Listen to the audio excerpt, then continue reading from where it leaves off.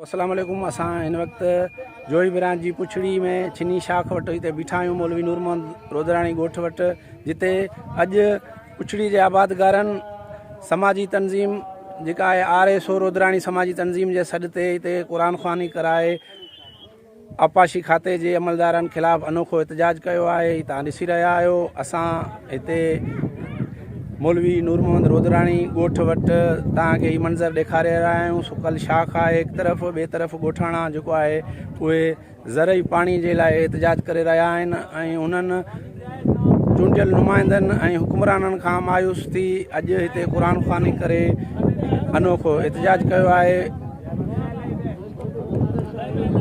असां ॾेखारियूं था त हीअ जेके ब्रांच जी पुछड़ी आहे छिनी शाख, उहा उनजो पेट सुकल आहे। हीअ ॻोठाणा सरापा एहतजाज आहिनि। आबादगार ज़रई आबादी त ठहियो, हिननि खे पीअण जे पाणी जे लाइ परेशान आहिनि ऐं हिते मयत खे गुसल ॾियण जे लाइ बि पाणी जेको आहे उहो दस्तियाब नाहे, जंहिंजे करे हीअ मजबूर थी भान सईदाबाद या जोई मां पाणी भरे अचनि था।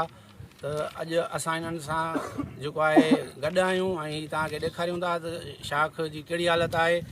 वधीक अपडेट जे लाइ असांजो हीउ जेको पेज आहे हिनखे लाइक कयो ऐं फॉलो कयो।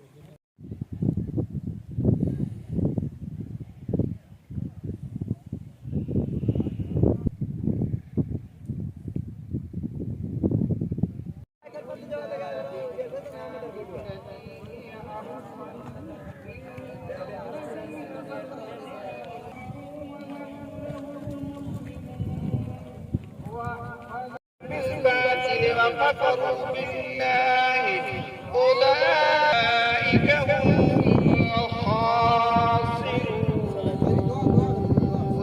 ويستعجلونك بالعذاب